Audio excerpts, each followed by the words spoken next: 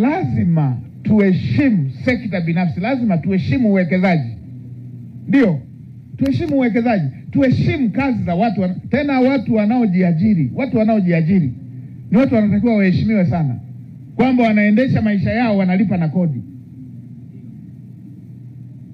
Sasa watu wanaokikaa ofisini, ndio kijana amekuja hapa anasema unakuta ofisini unatoa majibu ya dry, hujui kwamba unamtolea lugha ya dry boss wako huyo. Huyo ndio mwajiri wako, ndio anayekulisha huyo, ndio anayeendesha nchi. Haya mambo lazima tuyazingatie hivyo, ili tuweze kutatua jambo la kutengeneza ajira kwa vijana.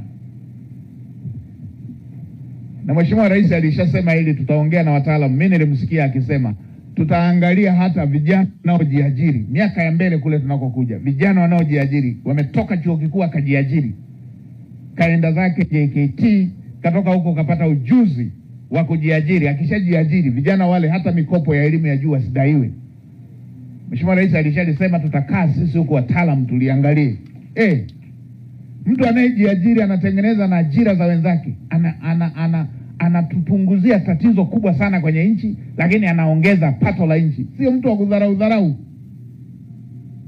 sio mtu wa kumfanya aishi maisha ya digidigi hivi, digidigi hata tawi tu likidondoka anakimbia. Hapana, huyo ni mwekezaji. Mwekezaji sio lazima atoke nje.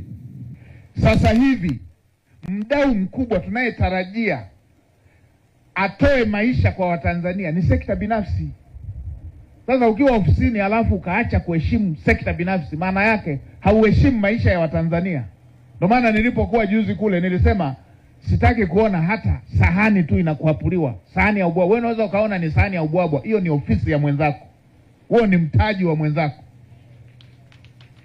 Tuache utaratibu wa kutunga sheria zinazolenga kuumiza shughuli za uzalishaji za watu. Sasa Mheshimiwa Mkuu wa Mkoa, na ninyi hapa hivyo hivyo.